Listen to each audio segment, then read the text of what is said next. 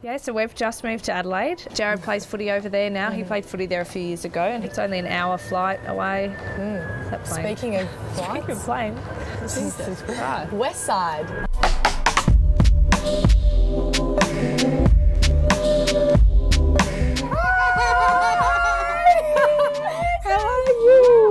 Hello, Bumpy. Say, come in.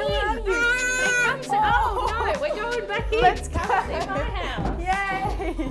So there's kids galore in this family. Yeah, so I've got 4 nieces and nephews. There's like this maternal thing in yeah, the it's Shaw crazy. family. I think that's what happens having 4 daughters with my mum. We've all been the same, I suppose. Ever since we were young, we all babysat and we all were nannies at one point in time. And we just all said we were going to have kids young. And I guess it's just so good we've had them all in the same few years. So they're all just best friends. So let's have a coffee. Coffee? Yeah. Yep. I'm going to make you make me a coffee. I haven't been to mum's in a while, so there we go, baby spoon. As soon as the first one I pull out.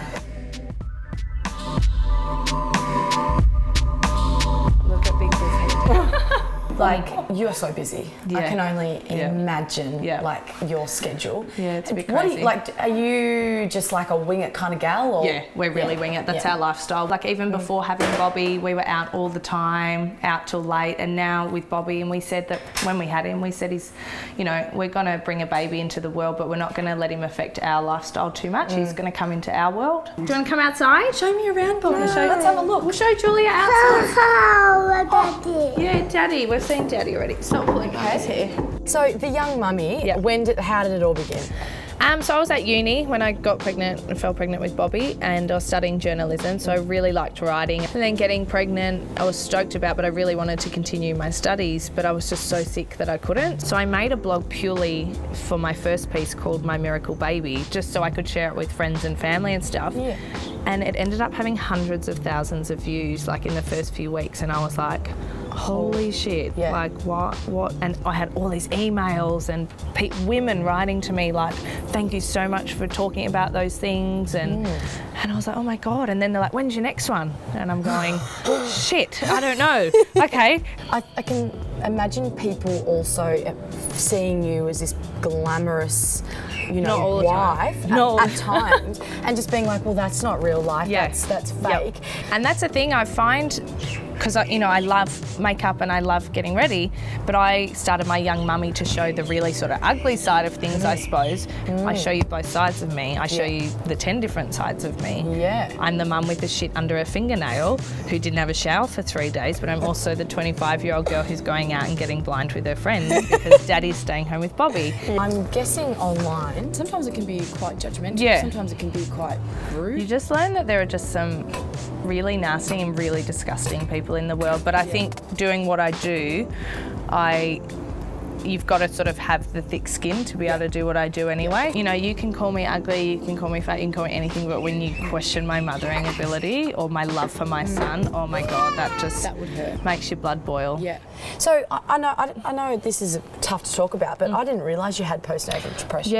Yeah. Well, you think of postnatal depression and you think of immediately after you've had the baby. And so when I sort of when you have a baby, you have to go to special appointments with doctors and maternal health nurses, and they always ask you how you feeling, and I was fine, and then he got to about 8 months old and I just hit this big wall and I developed a really bad anxiety, and I thought I'd had anxiety before in my life. No, I hadn't, because it literally something just triggered one day, and it was like the wall just caved in on me. And you know, there seems to be a stigma behind postnatal depression. It's just so common. It is so common, and that's why I was so open in talking about it. I was going to say, a lot of what you do is around, you know, positive body image and things. And you know, I know that you're a big Ronda Rousey fan. I am a big Ronda Rousey fan. And so I was like, what are we going to do with Sophie? Let's maybe learn jiu-jitsu. Let's go learn jiu-jitsu. What do you reckon? Wow, yeah, definitely. Oh my God.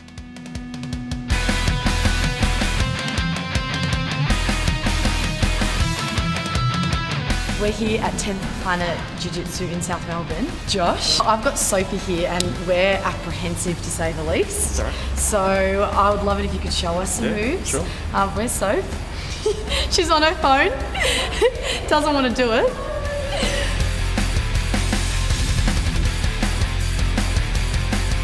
And if you're being attacked in the street, most likely this type of thing will happen to you.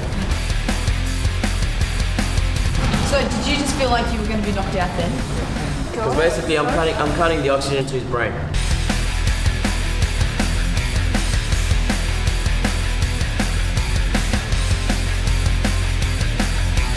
How hard was that? I'm stuffed. I'm like sweaty. I can't believe it. A lot. I smell so bad right now. I'm sorry that And you we had to got be... really down there. It got so personal. We got really in there. Do you think you're Ronda Rousey now? I do think I'm Ronda Rousey. I'm going home to get my husband on the floor in more ways than one.